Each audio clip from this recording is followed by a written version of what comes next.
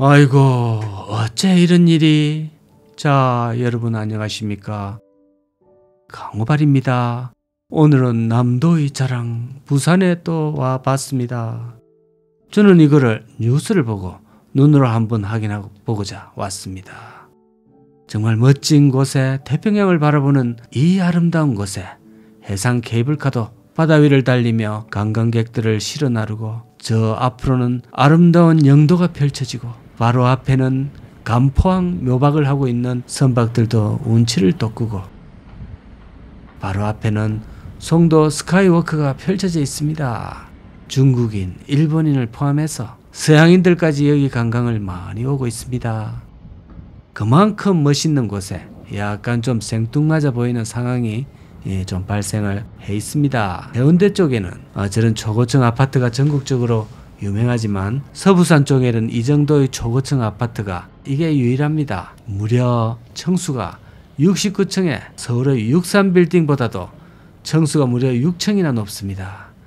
근데 높이 자체는 아파트다 보니까 63빌딩이 6m 정도 더 높습니다. 어찌됐건 63빌딩에 맞먹는 높이라 보시면 되겠네요. 전국에서 거의 10위권 정도 초고층 순위에 이름을 올립니다. 여기 당연히 분양받은 분들은 오션뷰 이거 하나 보고 그만큼의 가치에 해당하는 금액을 지불했을 겁니다.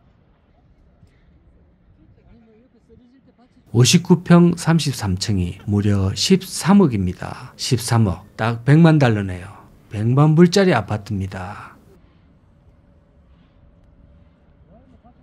근데 최근 네이버 매매가에 따르면 중저층 조망권이 막힌 곳은 단숨에 1억 이상이 떨어져서 11억 8천 정도의 거래가 된다고 하고요. 그런데 조망권 영향을 안 받는 고층은 17억 또는 20억에도 매물로 나와 있다고 합니다.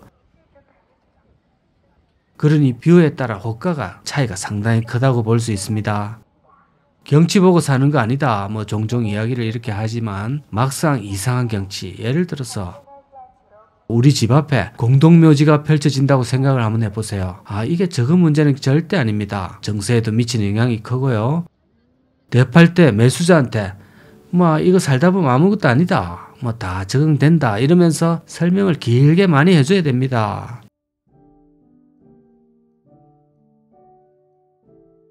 저기 자세히 보시면 저 건물 때문에 그늘까지 집니다. 아예 낮 동안에도 어둡습니다. 그렇게 되면 하루 종일 어둑어둑한 느낌인데다가 앞집의 창문을 통해서 다른 사람이 사는 모습을 본의 아니게 봐야 되는 그런 우픈 상황이 펼쳐지겠지요. 저 옆동은 푸른 바다를 보는 반면에 거주 환경이 하늘과 땅 차이만큼 서로 차이가 나게 됩니다. 자, 그러면 왜 저렇게 바로 앞에 높은 빌딩을 가까이 붙여서 지을 수가 있었을까 궁금하실 텐데요. 저거는 보기는 저래도 정당한 재산권 행사라고 합니다. 완전한 합법이라는 거지요.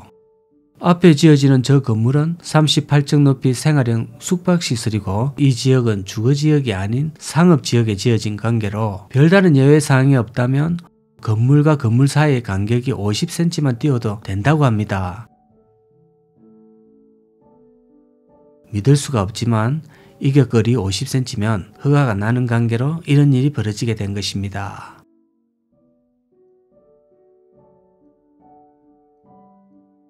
저 69층짜리 송도 이진배 아파트는 조망권을 위해서 일자로 쭉 나열한 게 아니고 10십자 모양으로 건축한 만큼 오션뷰가 이 아파트 가치의 상당히 큰 부분인데, 이렇게 되면 저기 분양받은 분들은 상당한 재산적 피해를 입었다고 볼 수 있겠는데요.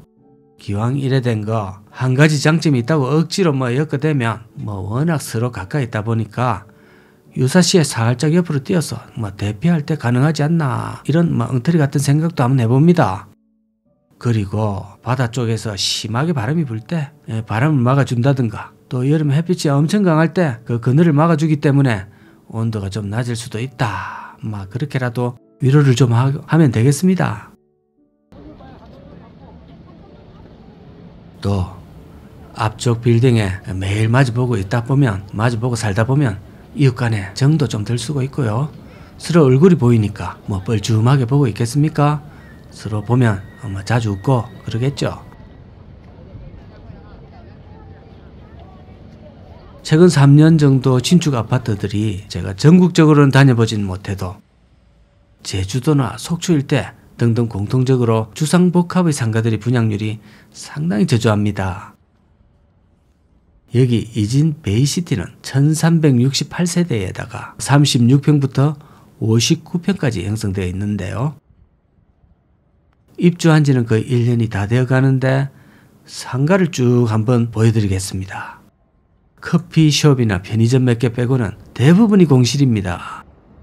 이렇게 세대가 많고 자체 소비력이 받쳐준다고 광고가 많이 되었는데도 불구하고 또 여기는 관광지입니다. 송도 해수욕장이 있거든요. 그런데도 불구하고 상가의 불황은 여전히 진행 중입니다. 최고층 영구 조망은 매물이 없는 정도이고 반면에 상가는 보다시피 현재로서는 거의 공실로 남아 있습니다. 집을 사는 것은 누군가가 살아야 되기 때문에 전세를 놓던 그럭저럭 큰 실패는 없겠지만 상가 투자는 여전히 주의를 요한다고 보여집니다.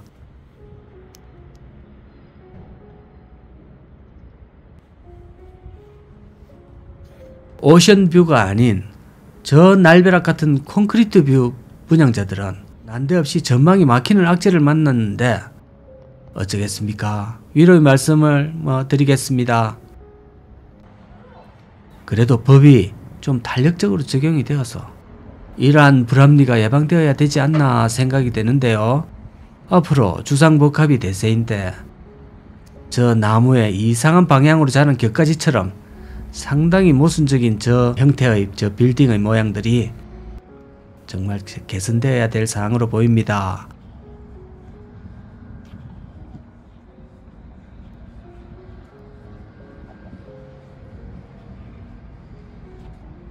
자, 오늘도 태평양 앞바다에서 강호발이었습니다. 감사드립니다.